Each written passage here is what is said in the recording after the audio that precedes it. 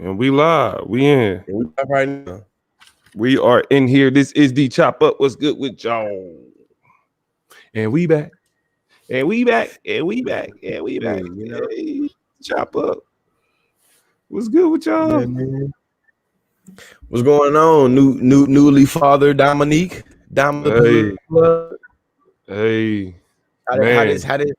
Yeah, hey, I guess what you almost 2 weeks in now? Almost? Barely a weekend, bro. Barely a weekend. Barely a weekend as a new father. Barely a weekend. A whole week? Nah, it's been a whole week, haven't it? Because then we missed last Monday. It's been a whole week. He was born on it's been about a week and a half. I'd have been a daddy for about a week and a half. Almost 2 weeks, man. Hey, Trisha in the building. Yeah, let me go on the building. What's good with y'all? My people on Facebook told me, like, damn, man, so you forgot about us on Facebook. You don't be here on Facebook no more. You just hop on your other things and you don't even say nothing no more. Like, geez. Hey, man, we still love Facebook, but you know, it's they don't be showing as much love on Facebook. On YouTube. YouTube is home, man. YouTube, they be showing hella love. Everybody, make sure y'all subscribe to the Chop Up Show. Make sure y'all subscribe to the Consciously. Those are the main two YouTube platforms that we operate off of, and it's just where you get good shit. Brian, College Station, Texas, in the building. Darian, Washington, was cracking with your pimping. What's good? Yeah. We got a good show for y'all today. We got a good show for y'all today. Yes, sir. We're gonna give y'all tonight. We giving y'all the opportunity to ask us. Ask the Chop Up. It's going down tonight.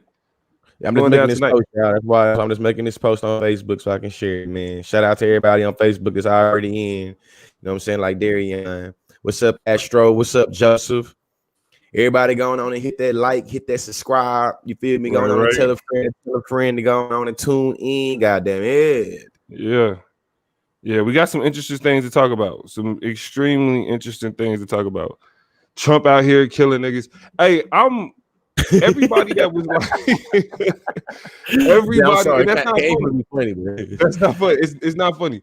But we gonna that's gonna be the first thing we get into, because this is I want y'all to anybody that's ever told y'all anybody that ever told any of y'all that Trump was good for black people, you know what I'm saying, that he was beneficial to, we gonna talk about what he doing now that he getting his ass on up out of there. We gonna see how real that is. Daphne Sneed tuning in from Chicago. Appreciate you. Thank you for joining us. Shottown, baby.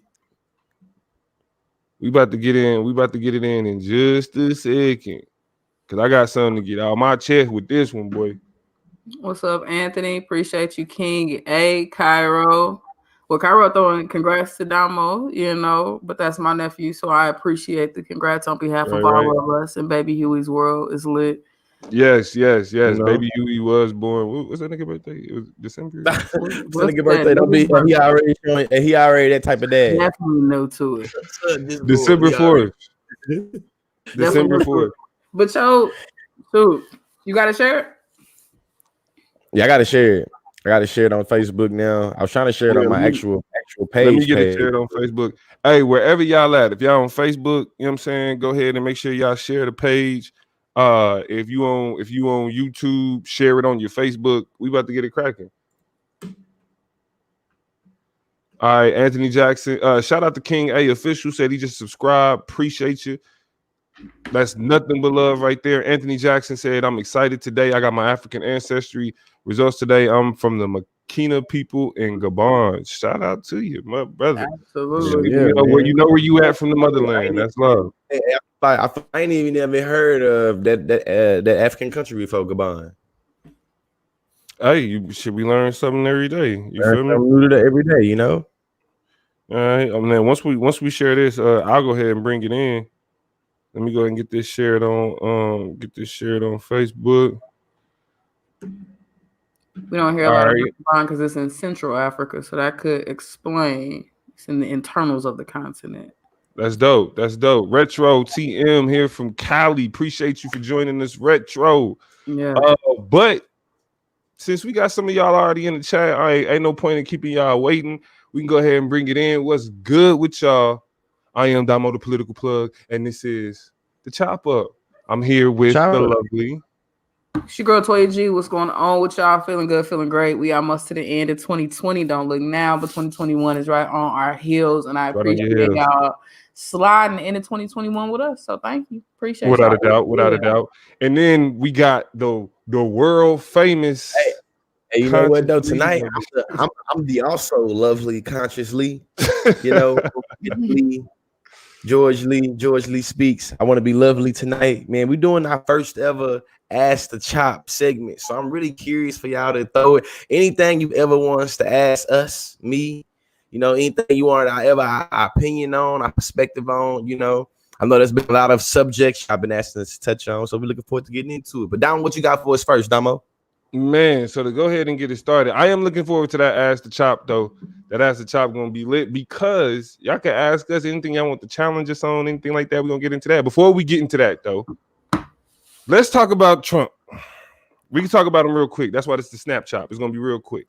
It was a lot of dialogue after the First Step Act came out, where people was trying to say that Donald Trump, like, look, this is what he's doing for black people. Look, this is how Donald Trump is beneficial for black people. You know what I'm saying? You got people that was talking about this $1 billion plan and all this other shit, right? But now that Trump is lost, the Electoral College voted today. Joe Biden is officially the president-elect. He will be sworn in at the beginning of next year. Trump is done. All the Supreme Court cases, they didn't throw that out. He's losing, right? Now that he know he's losing, you know what Donald Trump is doing for black people? He's getting them executed faster. Yes, Donald Trump has engaged in being like, you know what? Let's get these federal executions out the way. And that's what he has been doing in terms of engaging with black people, knowing that he about to be out of there. So hold on, you trying to tell me that the most pro-black president ever, according to you know Blexit supporters, now executing black people at the fastest rate? Yes, to be clear, right? The Trump administration has so far, let's see, the most recent was the execution of Brandon Bernard, who along with co-defendant was convicted of murdering 2 youth ministers when he was 18. The Supreme Court did reject his stay request. However, the unique thing about the Brandon Bernard case was that Brandon Bernard was not identified on the scene. There was nobody that could point to say that he actually did what he was accused of, which was burning the vehicle that the people died in. And he wasn't the murder, all that. He was accused of burning the car that the people died in, but the witness that they relied on actually provided no information to point to whether or not it was actually Brandon Bernard. So there was a lot of people that came out and challenging this. Even Kim Kardashian in her new legal career appealed to the president, please, Mr. President, stop this. He did not. I mean, I think what's even more, not even, you know, because I think the speculation around whether or not he did it is less strong. Like, he's even willing to admit, I participated in something that was criminal and I did wrong during that time. I made a rough decision. I was 18 years old. I was a part of something I shouldn't have been a part of. I didn't kill anybody, but I was a part of something and I did something willfully. The sucky part about it was in a world where they can't overwhelmingly prove what parts that he did and didn't do, and in a world where a lot of the same jurors who said he should get the death penalty, like the overwhelming majority, I think 9 out of 12 of them have now either said he shouldn't get the death penalty, or that they would prefer that he had life and parole. The same people who did not have information when they made the decisions that he made, that they made, rather, have changed their minds, and still that's not enough to propel the system to move in the right direction. So what can halt the insatiable appetite of the criminal justice system and people like Donald Trump who get to run it? And by the way, get to pardon every other day. I look up at a new news report that's talking about somebody else he wants to pardon. Somebody getting pardoned, right? Yep. And so he gets to do that on one hand and do something crazy. And so Jennifer, I agree. Like that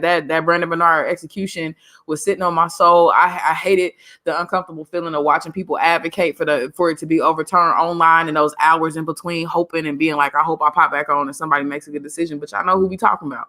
Y'all know whose conscience is having to feed into and buy into this type of decision-making calculus, and he ain't got it in him. Not a bone in his body. And now what makes it, or would you trying to speak on it real quick, George? Nah, I already said we go next segment. I mean, next part of the conversation. Toya put it in the both of me. I don't need to say anything extra. But look, I do think what's important to note is that there hadn't been a federal execution carried out in the United States for at least a decade. 10 years, at least. No federal executions. Barr reversed that in 2019 for no reason other than just saying people need to be executed. Within Donald Trump's lame duck period, there are 5 more executions scheduled. He's supposed to be out of here in less than a month. He got You know 5. 5 more executions scheduled, and Trump is supposed to be out of here in less than a month.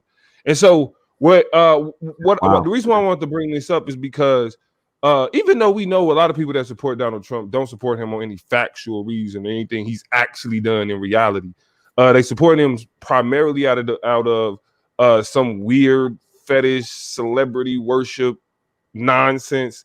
You know what I'm saying? But what needs to be understood is that what we see here is what's known as the gratuitousness of anti-blackness, right? It don't require black people be more criminal. It doesn't require that black people like commit more crimes or make themselves seen as deviant or criminal to the point to where it's like, oh, we got to do more to curtail that, to knock them down. It's like, nah, just for the sake of carrying out the executions of the federal executions of black people, Donald Trump in his lame duck period is not letting niggas out of jail.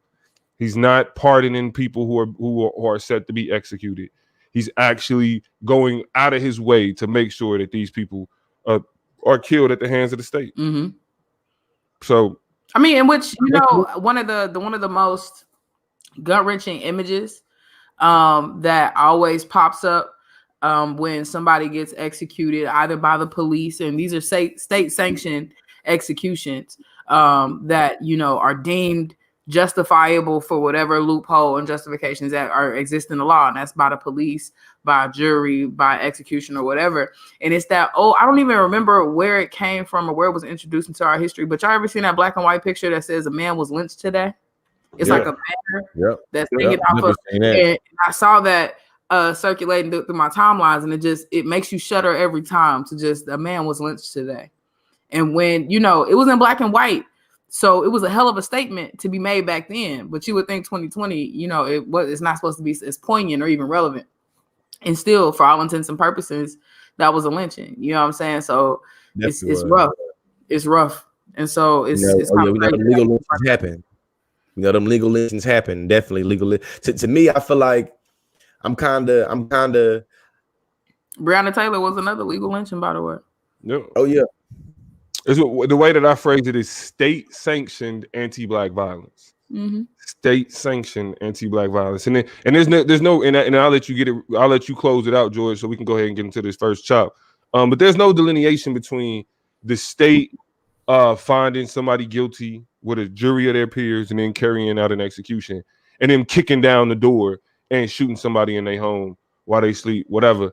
Yeah, I mean the presumption of guilt or innocence in those cases are completely disregarded.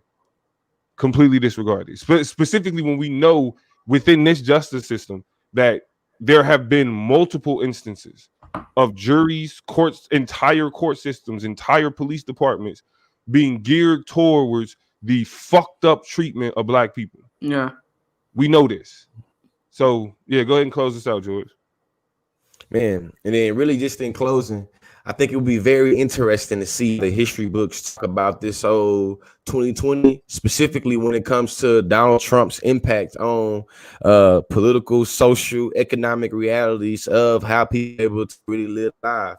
You know, so y'all heard Damo, or the political plug, pretty much let us know that Donald Trump has at least 5 more executions scheduled in between now and the time he leaves office, which is in just within a month and a half, a month and a few couple weeks. Less than that, yeah. Definitely less than a month. It's like January. Oh yeah, because you're gonna be January 14th. You gonna be packing your bags and getting ready to dip out of there.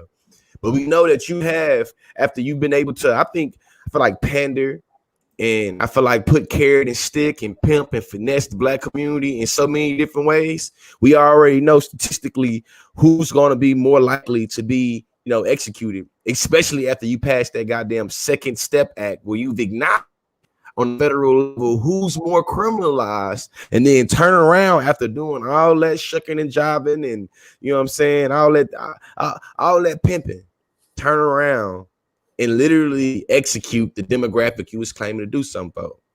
Yeah. What's the next topic, man? Yeah, so that's the snap chop. And the last little bit of point in history I want to point out.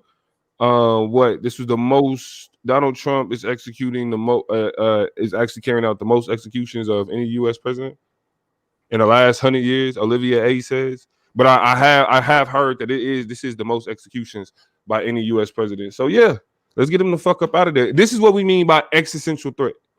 Like niggas are dying because of Donald Trump. But we about to move on. That was the snap chop. We like to keep it snappy. Let's go ahead and get into, what is this, Toya, the social chop? This will be the social chop. And real quick before we slide into it, Peyton, I agree with you. I'm curious to see how they're going to make everything fit into a history chapter. I don't know. I often wonder if 2020 will get its own chapter in history, if we've just kind of solidified it in our own mind. Yeah. Or has it really just been that unique and weird of a year that it's going to get its own place? As we go back and look at this shit. You know, it's really going to be like, you know how some decades, like how just the decade is crazy. 2010 is going to be like the 2010s is going to be a motherfucker when they go back and look at it in history. Because you know, as much as we've been complaining about 2020, we've actually been complaining about the years since 2014. Yeah. Like literally since 2014, we've been like, man, this is a motherfucking year, boy. Something else. 2015, like, damn, this is crazy. In 2016, what? Like, it's just been like a down. Peyton said we'll need a book, and I dare to agree. Real quick, we're gonna jump into the social chop real quick. Set the stage for y'all. You know, social media in a lot of ways dictates and determines a lot of our lives, whether we wanted to or not. It has created a permanent stamp on how we move. Now, most recently, and some interesting news with social media, two things. One, Facebook and Instagram, you know, are both owned by Mark Zuckerberg, both Facebook operated. And WhatsApp is also owned by Facebook as well. And a Supreme Court decision, I think, has been made, or FCC decision. Whoever runs. Whoever runs. Because they sued the shit out of Facebook. Whoever makes those type of decisions has created a lawsuit saying that Facebook owns too much shit, has monopolized social media, and now has to start to sell and break up some of those companies. So it's wild that we start to see that, you know, the Supreme King, Facebook, could be about to change some things. The second thing we just found out today is that Instagram has admitted in a lawsuit to turning on cameras and watching us scroll up and down that shit while we've been on it. Not taking the video, not using the video feature, but they have literally been sued and admitted that they have surveilled us while utilizing the app. Wow. So it's wild, right? And then I think that's it for social media news, but not really, because I guess the last piece of social media news is that the most up and coming website, or I think social media platform, particularly for at least the Black folks that I'm talking to and interacting with, but I think in general, is the app called Clubhouse. Now, we're going to talk specifically about Clubhouse in a second because it's very interesting. It's a very interesting place. I want to know what y'all been hearing about it, if you own the wave of it or whatever. But I think my first question for y'all in terms of social media is, can there be too much? Like, it's to the point where I follow the same niggas on everything. You know what I'm saying? The same niggas follow me on everything. I post the same picture here and I'm like, I look good over here and I look good. But I start feeling weird posting in 5, 6, 7 different places. Social media has just kind of, you know, it's become a place where it's just a lot of different places to interact. Do you think we need more social media platforms? Do we need less? Is it too much? Is it overload? How we feeling about all of these apps that we can connect to this with the same people on? You know what? I'm gonna push the envelope with this one.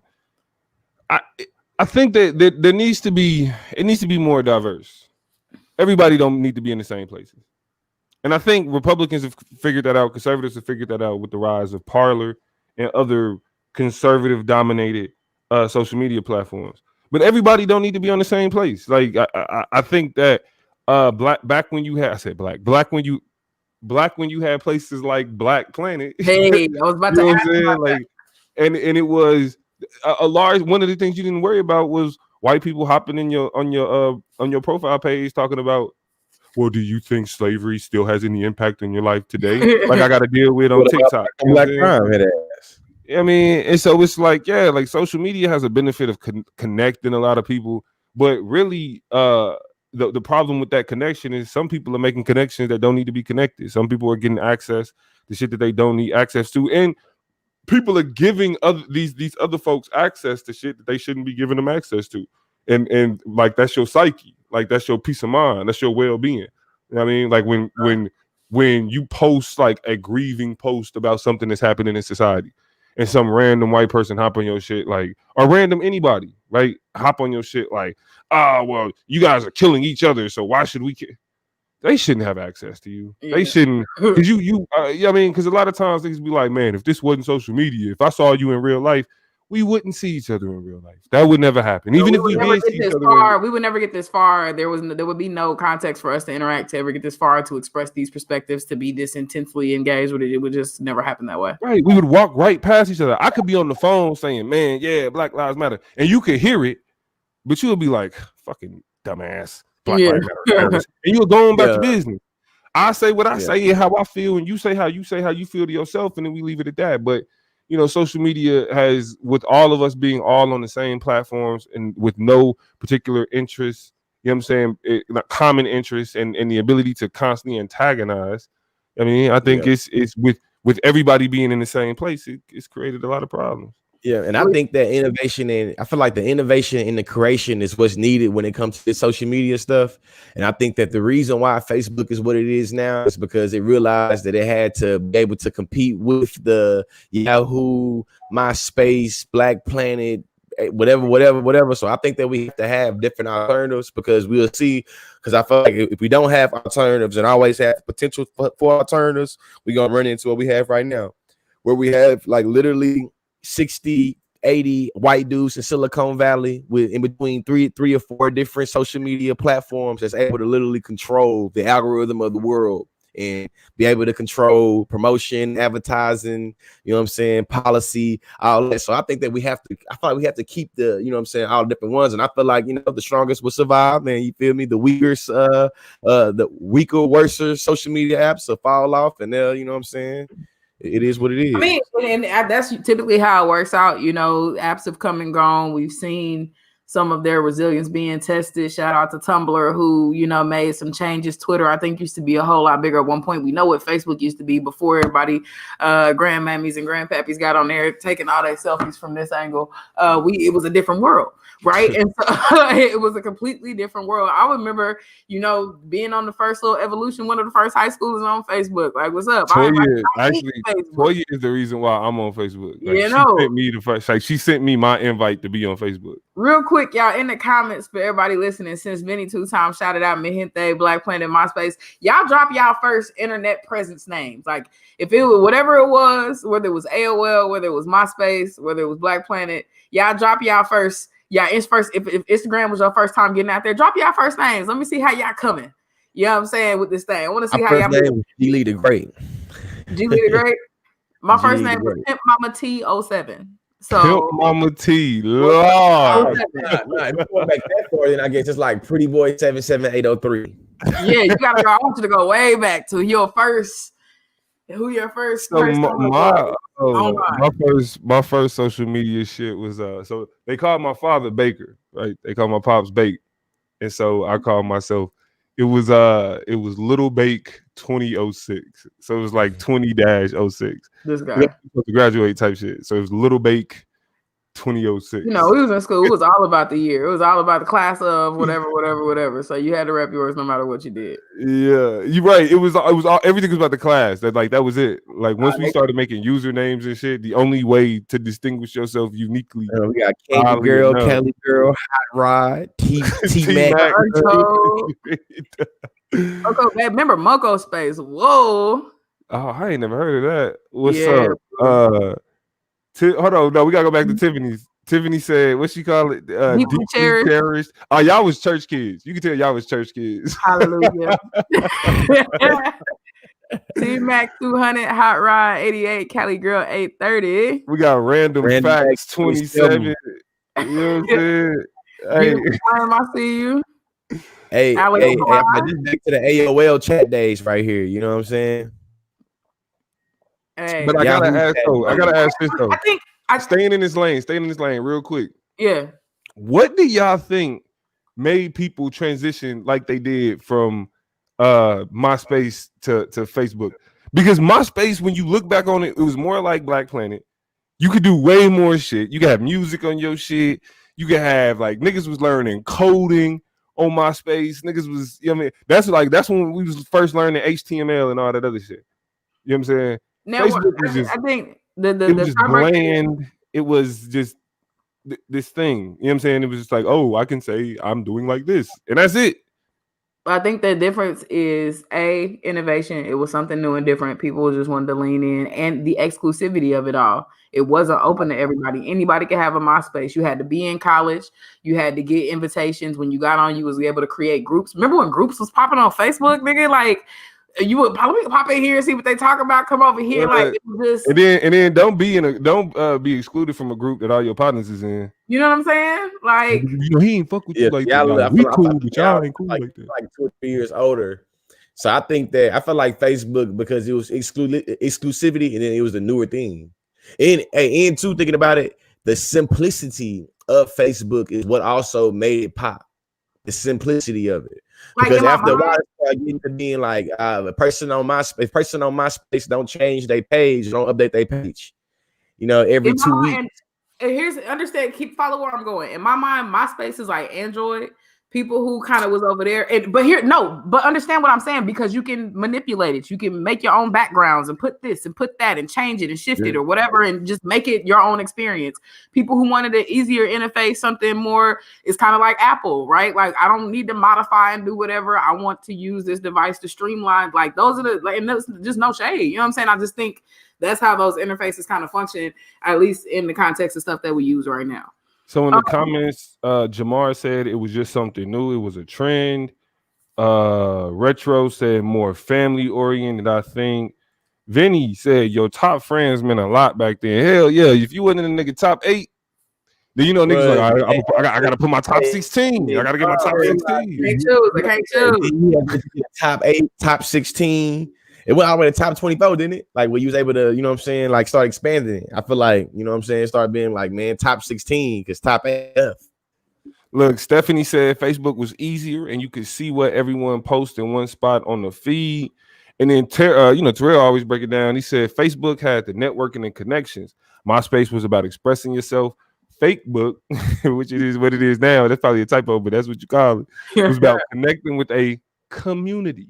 You could go to a conference or a tournament and then friend like 20, 30 people. Sure. And that was like connections for life, or so you thought.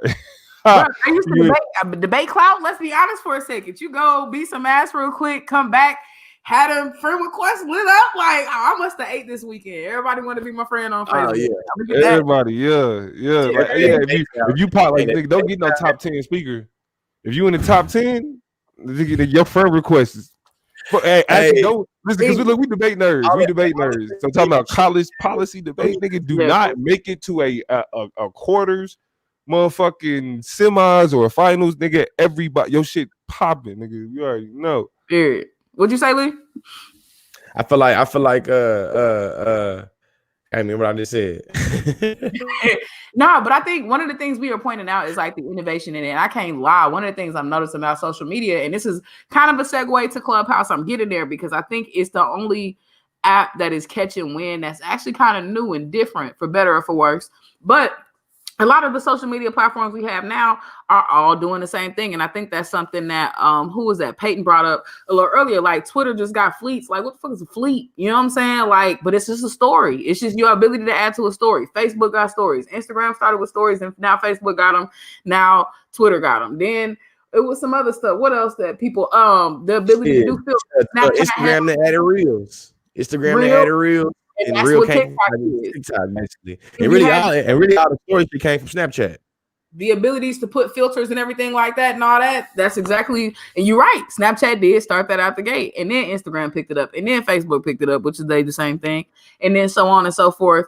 And so it's kind of like y'all all the same app. I think that's why I've been so resistant to get on TikTok, because it's like, But you know, TikTok a little different. TikTok different. I mean, because really what everybody else did,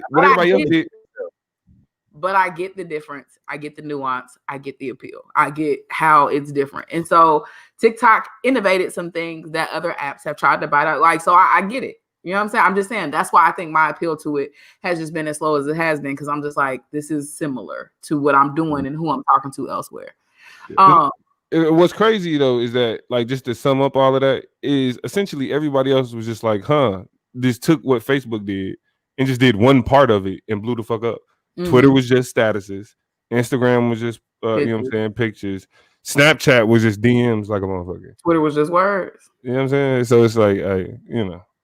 I know y'all been on. I still haven't watched this movie. Cairo asked, have y'all seen Social Dilemma? I know y'all are both fans of that particular film. Or Social Dilemma changed how I looked at social media altogether. That shit was that was big. It changed how I looked at social media all fucking together. It explained how they manipulate our way of thinking, and you know what I'm saying. Because it's too often we think our decisions are our own. You watch that social media, the social media or Social Dilemma shit. Yeah, your ass is not. They've been playing you the whole time. And I refuse not to believe it, because think about how many industries have literally put all of their capacity into social media. Literally, advertising agencies, companies, businesses no longer make commercials or put money into that stock. Newspapers, print, radio ads, none of that. They put their money into social media. This is companies and corporations and their livelihood. So if that tells you anything about the strength of it, you see the reallocation of the money. You follow the money. You follow the logic. You know what I'm saying? That makes a lot of sense to me. Benjo is in the comments dropping some things that I agree with. Honestly, the ability to control how people perceive you, to feel like you have power over your life for these few seconds that you film. That's why social media is so addicting. And I can absolutely agree with that, right? The ability to manipulate your perception, how you look, how you feel, people's experience of you. You know, you get to be like, see, you only know me in class. You only know me like, follow me. This is where you get the real experience. You know what I'm saying? Like, or even different. I ain't gonna lie, and I think probably y'all are the same. Different social media give you different levels of experience. Different, you know what I'm saying? Yeah, you a different person depending on which social media platform you engage in. Person with some different levels and dimensions. Hey, Terrell wants to know to you. Terrell said, "Do you all think, do you all think about YouTube as social media? Technically, it builds itself that way, but I don't know if most people use it that way. I believe and categorize YouTube as social media. The reason why is that as we watched YouTube become an innovative kind of vehicle for us to see and interact with more people, it wasn't always monetized. It wasn't always whatever. It was about having a place to make people connect with you better and see you and look at you and talk and do whatever. And so it started off with people being their organic selves, and they realized that some people like their personality. They like who they are. The first social media celebrities were YouTubers. And then YouTube figured out an algorithm to pay people for the traffic they was getting. So I think it all started out with people trying to be their pure and authentic selves. People started to develop a shtick around that when they figured out what people liked and didn't like. And then niggas built some money around that. And there goes the system. So absolutely. There you go.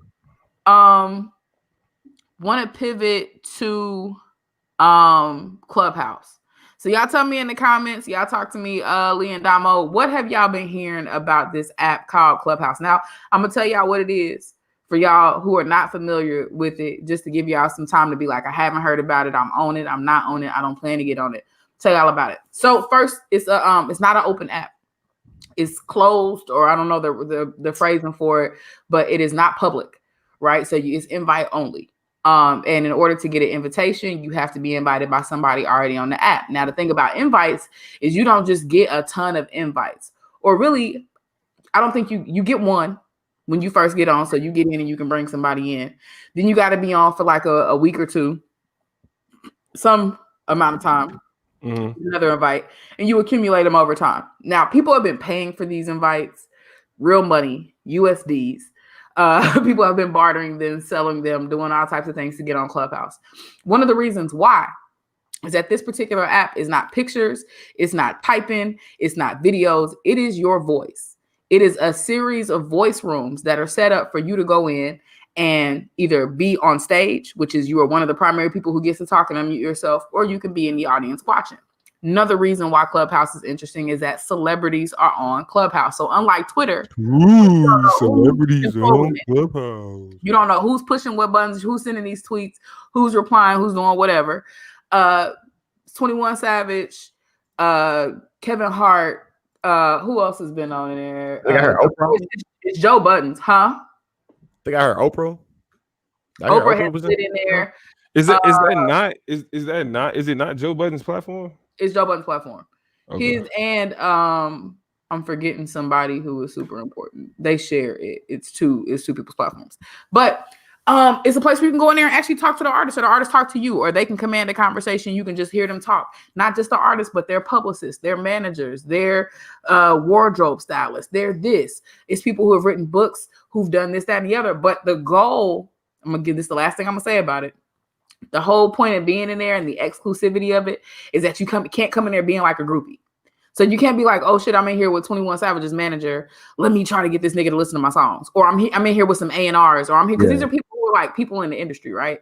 So if you're like, hey, can I play? Niggas gonna be like, this ain't the place for that. Get out of here. No, read the room. Like I've heard niggas get embarrassed trying to play that music. So the whole thing is like, it's a space where you can be cool and hip and in, and you never know who you in a room with. But it's exclusive. Now, eventually, it's gonna go open. It's gonna go public, and we're gonna talk about nothing is saved on the app either. I ain't know that. Uh-huh. Nothing is saved on the app. Nothing is saved on the app. There's no evidence. You can screen record, but there's no evidence. So let me see what we've been hearing about Clubhouse so far. Rings of Blaze. I heard it's messy. It is, and it has the propensity to be very messy, which is what I want to talk about. Anthony Jackson. That sounds like a spoon. I'm not familiar with that phrase. Please elaborate. It's Spoon. I think Spoon is an app. Okay, that sounds like Spoon. Yeah. Got it. Peyton White. Peyton, are you white? I got a feeling Peyton White. Doesn't matter. I was just asking. Yeah, I mean, it ain't gonna make a difference. But yeah, shout out to Peyton. Benjo was talking. It said the fact that it's restrictive will only make it more appealing to the masses, like Facebook originally, right? And be real, I'm sleeping on it. Then I mean, I've had access to that for a few weeks, and I've only got on it once. Peyton is white, by the way. Shout out to Peyton. Thank you for tuning in. Hey, make sure you subscribe to the page. Thank you for joining the conversation, though, Peyton. We've been agreeing with each other a lot tonight, Peyton. So you in the loop. All right, but so here's what I want to talk about. Like as I just mentioned, it gives you a lot of great access to a lot of very good, solid people, right? That can help you connect. There's networking that happens. You just got to do it the right way. You know what I'm saying? So you can vibe, you can connect, you can talk to people. I've participated in conversations and then people who I didn't expect have followed me. Like, what the hell? Like, oh, okay. Like, interesting. You cared enough about what I say, and based on your bio, you somebody. Now, of course, my bio is written to make me sound like somebody, so they think it's a 2-for-1. Yeah. I mean, it's not hard to make you sound like a somebody to you. It's not hard. You are somebody like a motherfucker. I'm a catch as well. But outside of that, with these voice conversations, there's nothing saved. There's no footprints, no evidence. It leaves the possibilities for a lot of wild shit to be said. Case in point. And I knew this was going to happen. Let me get back on TikTok for this one right here, maybe. They deleted the tweet, y'all. They deleted the whole conversation where this man got on there in true fashion and started to berate women. I'm talking about these bitches this and F y'all that and this and that. And it was all because this Black woman, I think, had shared her perspective on, it was probably like a dating or relationship conversation. And so I guess here's my question, and I want to move on. We've been talking about social media apps. A lot of them have, and George, I know you've been a victim of a lot of censorship, a lot of silence, and a lot of people being able to determine when you've said or done too much. But when you have spaces like Clubhouse, they got no fingerprints, no evidence that allow for people to say and do wild and crazy shit. And there is no way to, I don't want to say police these spaces, but to govern them in ways that makes everybody feel good. How do you feel about censorship on social media? Do you think it should be a free-for-all? Or do you think we should have apps like Clubhouse that allow for you to say and do what you want to and just kind of move around? Yeah, I know what I'm saying. Fuck. Go ahead, George. You go first. I think that there's a way to have a happy medium between both of these. But if I'm not gonna cop out, I think that we have to have some type of, I guess, censorship. But the question is, who gets to determine the censorship and who gets to define what gets to be censored and what doesn't? To me, that seems to be the more stickier conversation. But I do recognize, in terms of mental trauma, in terms of, people literally having to kind of relive experiences, or people being part of marginalized communities, that words are already normalized to tear down and dehumanize. To me, it makes sense that you have to have, censorship. Shit, I feel like even the government recognizes there's particular places and spaces that you should not be able to use certain language. Like, you can't go into a public space and yell fire. They recognize that brings about some type of, threat. You know what I'm saying? So I feel like that. You know what I mean? I have to think about it, but right now, how I feel about, like, I feel like there could be some type of medium between the two. I feel like the issue now is the white supremacist capitalistic patriarchy that gets to determine who get to say what, when, where, and how. That usually gets to sustain the status quo of white supremacist capitalistic patriarchy, that make it where the heterosexual cisgender white man and white culture gets to determine who gets to say what, when, where, and how. And that's the part that I don't like. Fair. All right, check this out. George want to be all nice with it. Censorship, just like actually policing, which George is kind of correct in, the act itself isn't the problem, it's who's in control of it. But the reason why censorship on social media is not just necessary, it's needed. So I'm gonna share something with y'all real quick. I posted this. This is something I posted on Facebook. This right here. These is niggas' opinions on social media. This right here, what we looking at right here. This is niggas' opinion. This is the opinions that we get on social media. Y'all see this? This equation? We know 3 squared don't equal no 6. Read the cat. You have to respect other people's opinion, their opinion. We know 3 squared does not equal 6. We know this. But yet you gonna have motherfuckers all up and down social media with 3 squared equals 6 ass opinions. The problem with that is, the first thing a motherfucker do is to jump out the window and say, well, they entitled to you're not entitled to be wrong, motherfucker. You can be. You can be wrong. It's all outside. You're not entitled to that, though. Nobody got to sit there and listen to you be wrong and not say shit. The comments, people asking on TikTok, what's the comments, man? I gotta go join in on the conversation with us on the YouTube, definitely. The Chop Up YouTube, the Consciously YouTube. But the comments is literally saying everybody's entitled to their opinion. And the political plug right now is kind of going off about why that's not a good thing and why we got to be able to. So that's what it is. Censorship comes being able to check them. And I'll even take it this far, right? I'll even take it this far. The apps themselves don't need to censor. We as a community, the people on the app, it's our job to be like, you wronged the motherfucker. Like, nah, that's done. That's bad. But push them out. You know what I'm saying? We should ostracize wrongness. I mean, but again, it just has become circular because it is George's question: who gets to determine wrongness? Who gets to because now, right now, I don't know if you know it now. Shout out to everybody on TikTok. There is a literal, actually, there's multiple groups of people that are going in mass reporting a lot of the content creators. So the issue with that is that, I said assholes come in all shapes, colors, and sizes. The issue is when you have an institution or a system that can back you up and be an asshole. Assholes or trolls, how we would call them on TikTok, has figured out a way to be able to go mass report content creators for literally these 3 things are the triggers to get you permanently banned on TikTok: harassment, bullying, hate speech.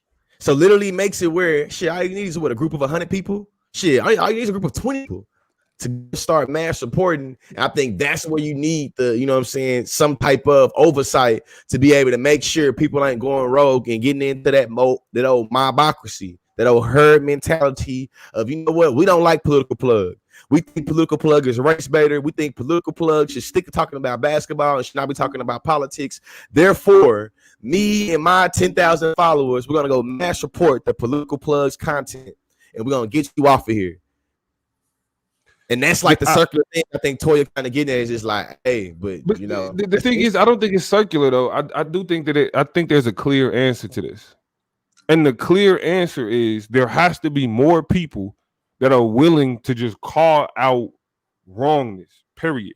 Now, people utilizing like structures and systems and ways that they end up taking advantage. Motherfuckers gonna cheat the system. Like, you know what I mean? Like, people gonna find ways to get around shit or do whatever. But the idea is that, like, it ain't not, and that's why I said we shouldn't put the onus on the apps and the people involved with creating the space to say, you know, y'all can't do, because, you know, like you said, it's a slippery slope. However, the bigger problem than the motherfucker that's saying like, all right, we can, like, what you can and can't report, is the people that's like, well, they're entitled to their opinion. It's them. It's those people. Censor them motherfuckers. If anything, if you're gonna censor anything on the app, censor the ability for a motherfucker to say opinion. The phrase "it's my opinion" is one of the most toxic, one of the most like anti-intellectual, dismissive, you know what I'm saying, just ignorant ass statements that anybody could make, specifically after you started talking and you started engaging in a conversation like electronically. In one in which you attempted to create some type of intellectual air about yourself, and then you got caught up sounding stupid, and now it's, well, you know, that's my opinion. Nah, motherfucker, once you step in the ring, once you get knocked out, you knocked out. Mike Tyson, when he got hit by Buster Douglas, couldn't, you know what I'm saying, couldn't be like, well, it's my opinion that I won. No, motherfucker, you on the ground. You looking bad. They counting you out. It's done. Teletubby, you know what I'm saying? Teletubby in Hot Dog Cam. You know what I'm saying? Shout out to, you feel me, the conservative house. and like to address dude, right? It's like niggas like that, for example. I'm not looking at social media like Facebook and being like, or Clubhouse and being like, Clubhouse, you need to hold them men accountable. No, other black men on this app need to hold that nigga accountable. Nah, nigga, you ain't getting no more play. Hey, you ain't getting on my stage. I remember that nigga username. Hell no. We actually, if we let you on, it's gonna be to ostracize your ass. You know what I mean? Like, that's what we don't do enough of. Liberals got us Democrats got us thinking that in order for us to, you know what I'm saying, be more forward and be helpful, let's be like Dr. King. Let's love everybody. No, we need to jump some motherfuckers. Some people need to get beat up on. Some people need to be pushed around. You know what I'm saying? Bullies need to be bullied back. And the problem with social media spaces is that they can get up on these bully pulpits and push people around because not enough people are willing to get on platforms and kind of speak out the way the niggas speak out. Everybody ain't willing to do that. So a nigga sit back like, he wrong, but I ain't really got the energy. Nah, more niggas need to have the energy to be like, hey, let me on, bro. Shoot me the link. Fuck that nigga. He wrong as fuck. You better respect our sisters. Black woman is God, hoe ass nigga. You know what I'm saying? That's what if we had more niggas that move like that, I mean, then we wouldn't be asking fucking Facebook. I mean, this shit. We wouldn't be asking them a motherfucking thing. You know what I'm saying? The whole reason why a lot of things don't change in our world around us is that niggas is waiting on somebody else to step up. If y'all would have heard the niggas is like, hey man, don't do that. Hey man, don't. But nobody was like, hey, shut up. Because everybody was waiting on somebody to really be the ultimate. Hey, get the fuck out of here with all that. Nobody want to hear that shit. Here, but that's because everybody was waiting on somebody to be that louder voice. Hey, but I think that's what you're getting at though, Toya. What? waiting on for like, to me, I feel like how I interpret what you was talking about being circular is people wait on somebody to kind of break the normal silence, break what's being normalized, and being like, who gonna be the voice of reason and be put foot down? And if nobody put their foot down, the fuck shit gonna happen. So I think that's, you know what I'm saying, to me shows, you feel me, kind of like the mass reporting, or people being able to, you know, dox people, or people being able to, you know what I'm saying, slut shame, fat shame, class, you know what I'm saying, all that type of thing is like, if nobody say nothing about it, it becomes normalized. And for certain people, it's normalized to talk shit about them. Like it's normal to talk shit to black men. I mean, I also think there is an air of it's social media. You know what I'm saying? And I think that era of social media is the route that people who are being petty and messy. I could talk my shit out. It's social media. So if you take it serious and you take it to heart, you small and you petty and you the one who can't handle this, that, and the other. Then you have other people who probably would in regular circumstances be like, hey man, don't say that shit. Or would take up for somebody in real life. But because it's social media, you get to be like, and just kind of keep, right. You get to be like, so past it. That's wild. And keep going, because I mean, just the same way I got the tweet that was really good. I really wish I could have played it because it was framing this conversation so well. Has been deleted now, but it was a screenshot of a nigga who was like, from people, like it was circulating on Twitter of people being like, "Would you look at this?" But when you play it, the niggas who actually who got on the panel and quiet. Yeah, who pushed back? Quiet. And so I mean, it's quite troubling. And quite disturbing to kind of see how shit plays. Nobody wants to be the police. Nobody wants to be policed. But at the same time, you get to get away with everything by saying it's social media. That's kind of a weird, kind of messed up place to be in as well. So I feel. I mean, but see, that's what I'm saying. I do feel like we could get to a point where we can respect each other's opinions if it deserves respect. That shit is supposed to be earned. Respect is supposed to be earned. So if you be like, well, you should respect my opinion. Why? What the fuck have you said that earned respect, nigga? The fuck you got up here and said some shit? I mean, well, just from my perspective. When it comes, and this is why, so I used to, George, Pam, shout out to P, who don't work there no more. So now I can talk about the decision about the fact that she used to work at Facebook and used to regulate some of the comments that can or cannot stay up on Facebook. Was literally somebody that had to push the button and be like, yes or no, stay or go. Like, this is appropriate or it's not. And so she was literally somebody who had to go through and sift through all of that stuff.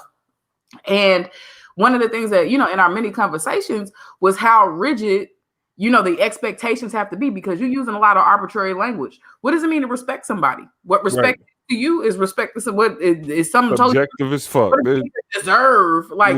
Deserving this because you exist, nigga. That don't mean I gotta respect you. You got qualitative than a motherfucker.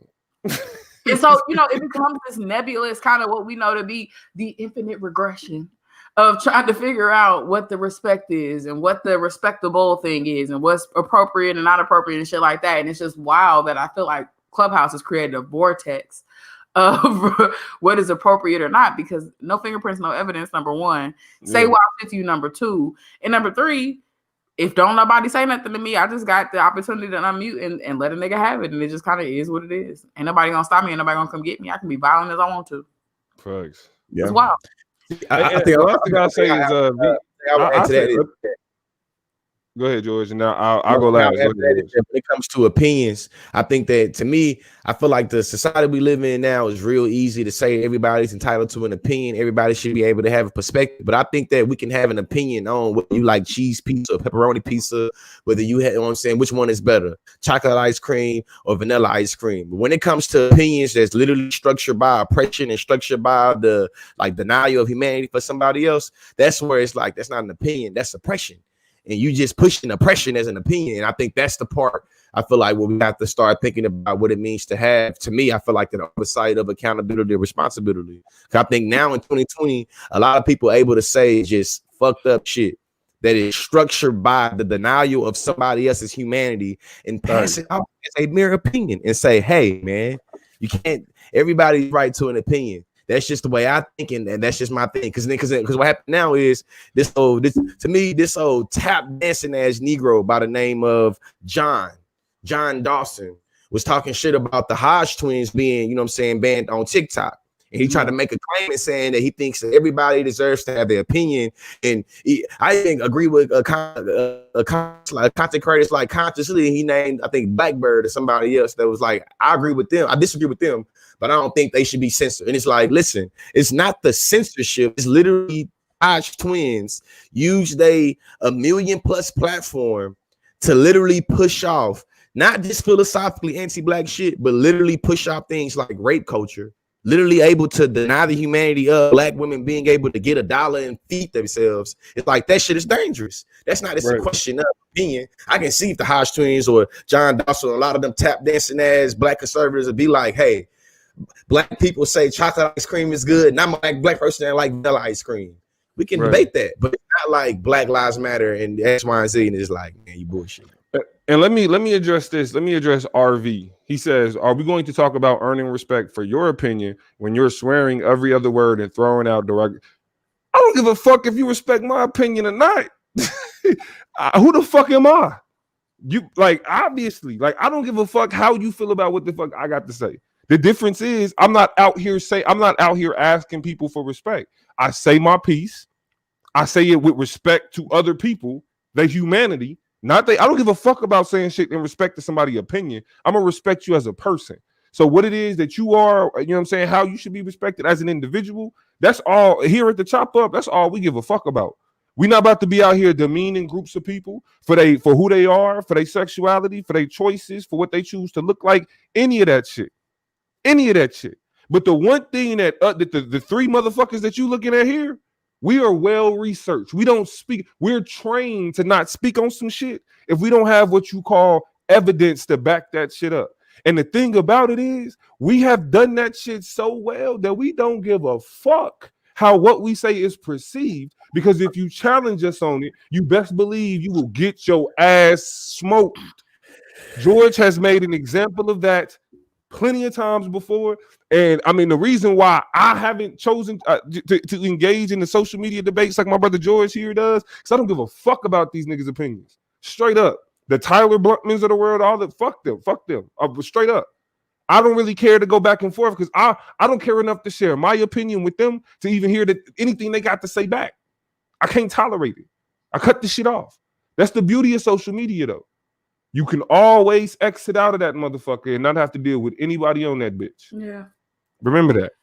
So you wanna go ahead and cap off? Not really. I don't have anything to add, more or less. RV says that's false and you know it. And why don't you tell them how you call them a jigaboo? You forget that, yeah, I am one of your trolls. I don't forget shit. I don't even know who the fuck you are. You in here, you a fan of our shit. You know what I'm saying? Like how you hating, you know what I'm saying? You can't even get in the club. At any you hating from outside of the club, you can't even get in. You can't even get in. At any rate, social media is a hell of a place. Clubhouse is a hell of a place. Having y'all here, the Chop Up is a hell of a place. It appears that a lot of people don't want it to be regulated in ways that silence folks. You know, the difference between facts and opinions are clear. So be conscious about what you're taking in. One of my favorite words is to be judicious. What does it mean to be judicious? The root word there is to judge. Use your best judgment and only tap into things that you can navigate the truth or the falseness in, because that same shit you can't see past or see beyond. You'll be listening to that to play yourself. So with that, we'll come back with a new Clubhouse update when I continue to infiltrate. You never really know. The Chop Up Show might make an appearance on Clubhouse. So no, we will. Just stay tuned. We're gonna be on that book. Get an invite. Make sure you tap in because we're gonna be on there. But at any rate, we out here. Let's slide on over to Ask the Chop Up Show. Let's talk about it. Yeah, man. So shout out to everybody in the comment section right now. As a matter of fact, if you are listening to this on, Apple Podcasts or you listening to this on Spotify, just know while you riding in the car, while you washing your dishes, while you doing whatever you're doing, you should go on and send us a question to the Instagram or send us a question to the Gmail. We'll make sure to get it to you. You feel me? Make sure to try to respond to you. This won't be the last time that we do this Ask the Chop segment, man. But listen, I just need y'all in the comment section to go on and drop it on us now. This is how we gonna do it though. If you asked a general question, we're gonna assume that you're asking it to all of us, and it's a thing for everybody. And if you want to ask Toya a specific question, you know what I'm saying, you also welcome to do that. Just Toya, nobody else though. Again, this is Ask the Chop. So if y'all got any questions for the Chop Up Show, for the Political Plug, for Toya G, for Consciously, here is your opportunity to get that off. You know what I'm saying? Like we ain't never really done this before, and we get a lot of questions about things that we opinion on shit. Shout out to you, Daphne. Our first question though comes from Al Turan. I'm saying that right. Al Turan Robinson. Will any one of you ever debate Candace Owens or the twins? I would debate Candace Owens. I would not debate the twins. I wouldn't debate none of them motherfuckers because anybody that would allow them on their platform, I don't want to share no fucking space with them. Straight up, because I mean, because like all publicity is good publicity. You know what I'm saying? All publicity is good publicity, and I'm not trying to give them no stain. So fuck them. They ain't gonna get shit off my name. None of that. Fuck them. I ain't even got a name like that. Go ahead, tell you. I'm willing to give a smoke to anybody, but people like them, it has to be in a moderated exchange, right? We can't just have a debate between each other, and because y'all have had debates where y'all timed each other, y'all kept it pushing, y'all knew when to shut up, when to move to the next person. Those people seem like they want to antagonize and not use any self-control. So if it's not moderated or controlled in a way where they got to shut the fuck up, then no. But I do this for real. So if it's a for real situation, say it again. You do this in the real. In the words of John Henrik Clarke, I only debate my equals. All others I teach. So you got to qualify to debate me. That's really what it is. Benjo said, "Do y'all watch anime?" I do. I tried. Dominique has I've had Toya watch some episodes. What we watch? Naruto. Actually, I watched the episode of Naruto with Toya, and I watched the episode of One Punch Man with George. You know what I'm saying? That's about it. I've tried though. As many questions as we can fill in until we get tired. We're probably gonna be in here for another 20 so minutes, something like that. Yeah. Retro said, "What do y'all think about Black Belizean talking about Black Matters on Facebook Live?" Well, it depends on what Black they talking about, right? If they in Belize, you know what I'm saying, and they talking about shit that's going on in Belize, and as it pertains to Black people, then by all means, you know what I'm saying. If they're talking about Blackness in terms of how our anti-Blackness is global, or how like that anti-Black racism kind of dictates the world, then yeah, they got it. But when niggas start talking about like what Black people in America need to do, like Black people in America listen to hip hop and rap, and that's when I'm like, yeah, what the fuck ever. That's one of them opinions that it's like, who gives a fuck? I'll never forget real quick. And I say absolutely yes, especially if it's coming from a particular perspective that's rooted in, a clear kind of historical trajectory of what you're talking about to give us some kind of inroads. But if you just spewing stuff about Blackness as some kind of monolith, then I'm gonna pass on it. One of the things that it reminds me of is I was in a Clubhouse conversation where they were talking about Black Americans and their connections to their roots, to like their culture and their history. The thing is, this conversation was being led by Black Londoners, and it was being participated in by people in Nigeria, also in the Caribbean, as well as niggas from California, from the South, like Atlanta and Texas, and also from New York. You cannot have a conversation about Black Americans and their connections to their culture and then mix and shake and stir all of those different diasporic perspectives of Blackness into that and expect that they have the same conversation. And by the way, nobody wanted to spend the time talking about the influences and the impetuses of slavery. So what are we talking about here? You know what I'm saying? Yeah. So I say all that to say it was a cluster. It was a terrible conversation. So definitely talk about Blackness and the Black experience, but do it in a way that is delicate and meaningful to the people you want to bring in and not alienate along the way. This is an interesting one. This is a quick one too. How y'all feel about vaccines? We have had an episode where we talked about vaccines previously. Actually, if you go to the Instagram, we got a clip where we kind of break down some of the best parts of that episode. But me specifically, we have a healthy distrust for the medical industry, the pharmaceutical industry, healthy skepticism for a reason, right?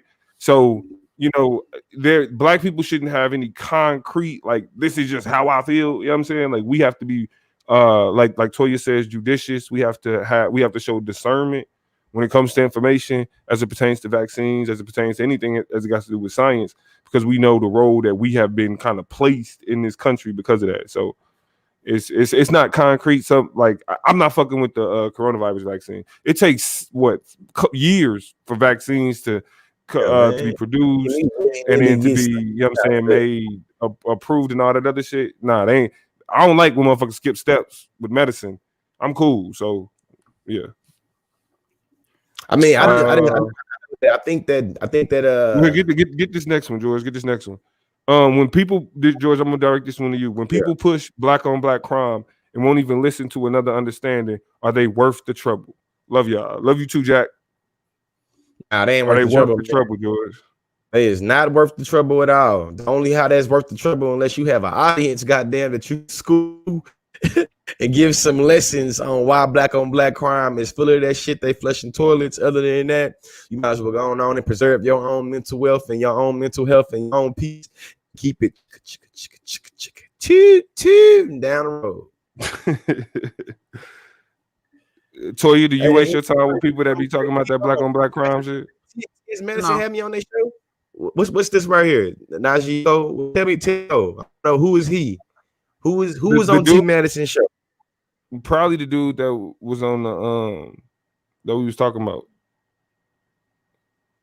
Which one? Probably the dude that did the rant that we was talking about at the start of the child. For real? I don't know. Najee, go ahead and clear that up. What you mean? Who was on the TS Madison Maddie in the Morning show? Go ahead and break that down for us. Let's get into Jamar said, what are your thoughts on how Insta spied on you as you scroll and stuff? How y'all feel about y'all privacy being invaded? I'm not surprised. Privacy. I want to care, and I want to be shocked or whatever. But I tell you two things that make me not care. One, every time we click a box, we real quick, we don't read. We ask, do you want to give them access to your location during the app, after the app, all the time? All that shit that we hurry up and slide through is just giving up your permission and your ability to be seen and surveilled anyway. So it is what it is. That little piece of sticker tape y'all got on y'all laptops or whatever, take that shit off. It ain't working. It don't matter. Right? They want to see you. They want to know. They want to calculate you. They want to clock you. They're going to do it. The second thing I'll say is this, and I heard this statistic, what has to be probably a decade ago at this point, and it's probably more, maybe less because we've been quarantining and social distancing, but the average person is surveilled both in obvious and non-obvious ways, and their comings and goings every single day at least 22 times. Your face, your images, your being, your likeness shows up on somebody's CCTV camera someplace, somewhere, at least 22 times every single day as you move about to handle your business. So you scrolling for a second and you sitting on the toilet, you smoking your blunt, you doing whatever the hell you doing while you scrolling. Nobody cares, okay? Yeah. They've already seen it. They know what you're doing. Bada bing, bada boom, move on. I wouldn't be surprised if other apps, other little stuff that we thought we was doing just real quick and for our leisure is doing the same things. It is what it is. Yeah, so we're gonna try to get through these a little quickly, because we reaching that hour mark. Toya, I want to direct this one to you again. What are your thoughts on people monetizing bigotry on social media? How can you call these people out without giving them a platform? You can't. Everybody got their corner of the world. It's the same reason why. For real, it's the same reason why you like, how do you keep Kyle Rittenbaum in jail because he shot a whole bunch of people with a fucking Black Lives Matter? You can't, because there's somebody who have raising millions of dollars to get him to pay his bond and get him out of jail. Like, you can't stop that. Donald Trump, you have lost this election 37 times every day since the election. Somebody else has come out, another state, another municipality, another Supreme Court justice, and said in a different way, you lost. You know why he continues to be able to do that? Not because his pockets is long, but because people are donating to the Donald Trump campaign and allowing him to come up with the money to contest these decisions. So no matter what we try to do, it doesn't matter. Somebody's going to find a corner of the world or a corner of the internet, monopolize on that, and people is going to cash them out. And it helps that you don't share it, don't give it attention, don't bring more people's attention to it. But it doesn't work. The same way we try to drive attention to the shit we want everybody to see is the same way the opposite powers are working in that same direction to make sure the traffic is getting to the stuff that they want to be seen. It don't matter. The world is big. Social media is big. That's what you call realism right there. I'm gonna answer this one. Anthony Jackson said, I feel that I'm not doing enough to help our people. Do I have any suggestions on things I can do? Really, the first thing you could do is be the best you could be. You know what I'm saying? Like, that's really above all else. I mean, because like you being the best you, being the best Black you, embracing and loving Blackness as you, that goes a long way in a world where you are taught to devalue Blackness. If you have the capacity to understand Blackness is something that should be loved, embraced, that's the beginning of all of it. I mean, everything else you do, you're going to carry, like your actions are going to show and have that benefit towards your people. I mean, we're not superheroes. We all got our own lives to live, even outside of this, the institution of race. We all individuals. And ultimately, the best thing you could do for Black people is be the best black person you could be. Period. I want to add on to that a little bit, real quick. You know, you're asking the question, what if I feel like I'm not doing enough to help our people? And you might look at yourself and what Dominique just said and said, okay, I kind of do all those things. I have love of self, you know, my people, I do what I can, where I can, is that and the other. The second suggestion I have is that you expand your definition of your people. Who are your people? Right. And I know probably in this context, we're talking about black people, but if you feel like you've done all that you can possibly do in meaningful ways for black people, then expand that. What about disabled people? Those need to be your people. What about, you know, I don't know what gender you identify with, or if you identify at all, but anything outside of who you are, what about those advocating for those people? What about really small people, like little kid people? You know what I'm saying? Like there are so many things that if you feel like you've exhausted a lane or a channel over here, expand your definition of who you know, calling yours, and take some stewardship over people's struggles. And that might lead you to do something like pick up a little piece of trash you see in your neighborhood or in your complex, or something like that you might not have picked up before.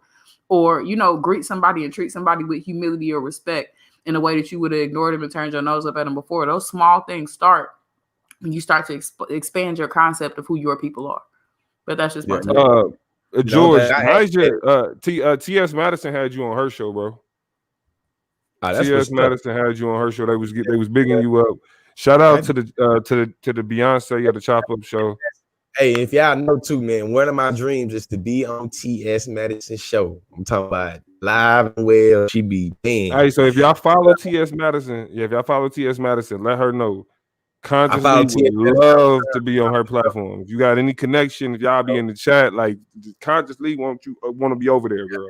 Let him on there. Add to this conversation too that we was having though is that I think you'll be able to show the hard questions. I think that a lot of us, it's hard for us to recognize ourselves as the bad person or the person that's implicated in evil or the person that's implicated in the shit that we claim to be against. I think you think about how you're implicated in oppression, how you're implicated in other people not being able to progress.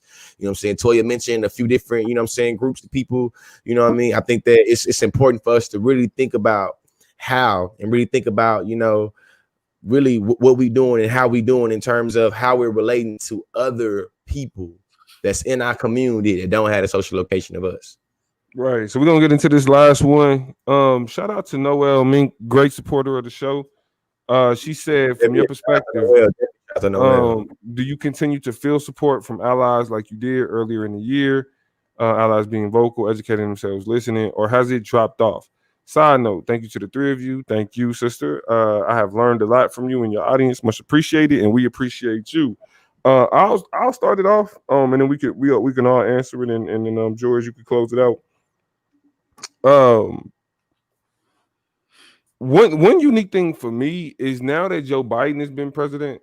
Now let y'all know Noel is a huge supporter of the show. You know what I'm saying? Like, so she really put on for allies like a motherfucker. But for every Noel, there is a TikTok liberal. I put out a video not too long ago criticizing. It was like I was because if y'all know, Georgia Toya tell y'all when it came to Joe Biden in this election, I was not engaging in none of the bullshit. You know what I'm saying? I know about the crime bill. I knew about this. I knew about that. But I wasn't getting into that during the election because we had a goal. We had to get Trump the fuck up out of there. Once Joe Biden was elected and he you know, it was established that he won, for me, I was like, okay, I need to get something off my chest. And I made a post where I was just like, fuck Joe Biden, this, that, and the other, where I said I was just getting it off my chest. The way that white liberals and white Democrats hopped out the window to attack me and call me a Trump supporter and say that, well, you know, I'm a fucked up conservative, I don't know what I'm talking about, all this, that, and the third, it really caused in the question, it's okay, who the fuck is an ally? Because a large part of the reason why these motherfuckers were saying that we need to get Trump out of there is like, as black, he's racist, so you should get him out, right? So why the fuck can I not call out aspects of racism associated with liberals in the past? Why am I then being attacked by the same people that said I should be against Donald Trump because he's racist? Now I'm being attacked by you for calling out some of the racist things that your candidate has done in the past. Mm-hmm. So it's going to be interesting to see who allies are and what allies represent in the era of Joe Biden. Because the one thing that we as black people learned is that the good thing about Donald Trump is that we was reminded that old school racism ain't went nowhere. It may not have the same influence that it did, but it ain't went nowhere. Now, are y'all gonna show us that liberal racism is still here, live, well, and kicking? You know what I'm saying? Or are we gonna go the more progressive approach? Because there's a difference between liberals and progressives, and that's a TikTok video. Y'all get that soon. So yeah, so at the end of the year now, I ain't even focused on what happened earlier this year. I'm thinking more so going back to 2021. We kicking off this Joe Biden shit. Y'all been claiming to be allies against racism and all of that other shit. Let's see what that look like. Toya? I'll be quick. I think the corporate enthusiasm has definitely dwindled. I know from a personal perspective, and COVID, I'm sure, has taken away, and I'm not ignorant of that, and I'm not being dismissive of that either. But I had a lot of organizations, I know both me and George did, have people want to chomp at the bits of having a conversation with us and bringing us in and doing equity, diversity, inclusion work, and this, and that, and the other. And I had about 5 different entities, organizations, nonprofits, corporations, businesses, whatever. What's up? What can you do? What can you offer? Write me up. Can I get an invoice? What do you offer? This, that, and the other. And as the weeks turned into months turned into whole seasons, a lot of those conversations have gone to a screeching, grinding halt. One of which I thought was very promising, and I hope still pans out. But I stopped hearing from. So it was definitely, in some ways for the moment, some people's budgets have disappeared, but it says a lot when you are or are not willing to invest in equity and diversity inclusion and find a way for that to be a part of your bottom line and your bottom dollar. So yeah, to answer the question, I've definitely seen the change in the energy that people are thinking. Opportunities dried up, things have changed, and for obvious reasons, but also ones that are obvious for all the wrong reasons, which is that people felt good for a second and they moved on like we knew they would. So yeah. To me, I think I guess a little caveat to it. I think there has been some modes of resistance in like caring for Black people and Blackness that's been kind of folded into being normalized a little bit. But I do think that a lot of it has been very performative, just in terms of what it looks like to be able to identify, to be able to make a hashtag, to be able to make a tweet, to be able to make a TikTok or whatever. But I do think there's been some of it that's been kind of almost co-opted into the mainstream's understanding of what it means to be now unified. You feel me? Now we have a lot of signal boosting, talking to different groups and different, really subset groups that have usually been marginalized and exposed and disposed and erased. But I think that to end it and kind of be clear and simplified with it seems that the performative activism has come exposed when one tries to be critical about how Damo was getting at in terms of liberal racism. Almost was like, oh my God, Toya, George, Damo, I'm one of the good ones. Like, how dare you try to be critical of me? At least I'm not like those people over there. And I think that that's kind of, to me, been a part of the obviously white backlash of the being critical of the performative politics of kind of the Black Lives Matter type shit. You know what I'm saying? I think that to be more deliberate, it has dropped off. But I think that it's dropped off in more of the spectacular instances, but there have been, I feel like, some more subtle modes that's been kind of incorporated in. Like, I think like it's been incorporated to ask about what about Black people now? You know what I'm saying? That I feel like it wasn't a part of the conversation before George Floyd. But 2021, only time to tell. We see that based off of, to me, I think that based off how we started the show, the Snapchat talking about how many Black people has been executed by, tax dollars. I think that a lot of people have been up in arms about how Black life has been secured and how Black life has been spilled by the state for most of 2020. And the fact that a lot of us now is tone deaf and or ignoring how all these executions that just happen to be Black are now being, administered. I think that it kind of also shows that a lot of us, myself included, has also been caught up in the lost in the sauce in their performative politics. So I think that I feel like out of anybody, I should be one of the ones that's been a lot more louder about how, damn, Black Lives Matter, all lives matter, both sides of the aisle. What the hell going on with all these executions? And just the last thing in conclusion, what I learned about, the debate to how I go to Toya and Damo, to let live and make die, to make die and let live, the Agamben shit about the state of exception and all that. Sure. Yeah, nigga, you know, too deep for the end of the show, nigga. You get too deep for the end of the show. You went to You know your what I'm saying? theorist for the world, but I mean, hey, when it's all said and done, you know what I'm saying? Like, social life and social death is how I concluded. That's basically how we out here trying to get it. Shout out to everybody who dropped some questions. I definitely saw one that was super interesting. Who was that? Rings Ablaze. When we do this again, bring that question back about spiritual supremacy, because we was on to something. But that's the whole yeah. I think next time we gotta do it first. That's what it is. Yeah. No, we should do it at the end. We should, but you know, usually when we have a little hiatus, you know, because I think this was still a lot of questions, just really like just for us to kind of hop back up after we was gone for a week. I was celebrating the birth of my son, December 4th, little baby Huey. Also, I named him Huey, and I just want to leave this with a caveat. Anybody that reference a cartoon character with my son name being Huey, I'm judging you. I'm judging you. You know what I'm saying? Anybody that's like, oh, you named him after a cartoon, I'm judging you. Like, you know what I'm saying? You need to do a better job with your history. You feel me? So, you know, I'll leave it at that. But we are back. We back to get at it. There will be no holiday break. We getting it in. Well, I mean, we may not do if a show is on the holiday, we'll probably wait till another day to do the show. But each week, y'all getting a chop up. You know what I'm saying? Because we going into motherfucking 2021 strong, as they say. Absolutely. Rodney asked how to get in contact with us. business@thechopupshow.com. business@thechopupshow.com is where you can drop a connect. Also, on any of these social media platforms, we're on the DM, so go ahead and drop us one real quick. Noel, definitely see the suggestion on the special Q&A, special session, special edition Q&A. We're going to definitely run it back, publicize it a little bit more so people can pull up into the room and we just kind of let it rip, whether it be questions to all of us or questions on to individuals. So we definitely going to do that. We was just doing a little tester for tonight. And shout out to Michael been in the comments, showing love, kind of chipping in here and there and tapping in with us. And it says, thank you for all we're doing. Love and blessings to you, yours, everybody right now. It's a hectic time. Listen, don't worry about gifts and giving stuff people you ain't got. Don't go for broke this holiday season. Show people love. You know what I'm saying? Find a way to care on people, love on people. Self-care for yourself is important right now as we go into these times. So make sure y'all staying tapped in with yourselves, with us, all of those good things. We appreciate y'all showing love. Now look, the best gift that you can give anybody is your presence. This is the Chop Up.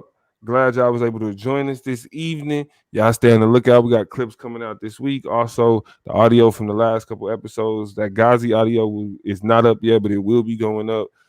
We back in the mix. Got computers fixed and all the nine. You know what I'm saying? So y'all stay tuned. We got content coming out. And we're going to see y'all. Jamar said this is the first time watching and he learned a lot. Glad that you was able to join us. Anybody that was on Consciously's page, make sure when this ends, y'all go over to the Chop Up Show and y'all subscribe to the Chop Up Show. Now, make sure you subscribe to that Consciously page as well. Make sure they're already on your page, so hopefully they, you know what I'm saying. Subscribe to both of them, and we don't care where you join us from as long as you subscribe to both. You know what I'm saying? The Chop. Definitely, though. We need to just again. You can find us on Spotify, iTunes, everywhere else, YouTube, Instagram, Facebook. Y'all know how we get it. Follow me on TikTok at the Political Plug, George Consciously, on everywhere you do your social media shit. Same thing with at Toya G. You rude, and we out. How you know the names? Good night, y'all. Oh, he was trying to show the names real quick. Hold on, let me. Go to the banners and just click out of the banner right there. If you want to fuck with us on any social media platform, it's all right there. And we out.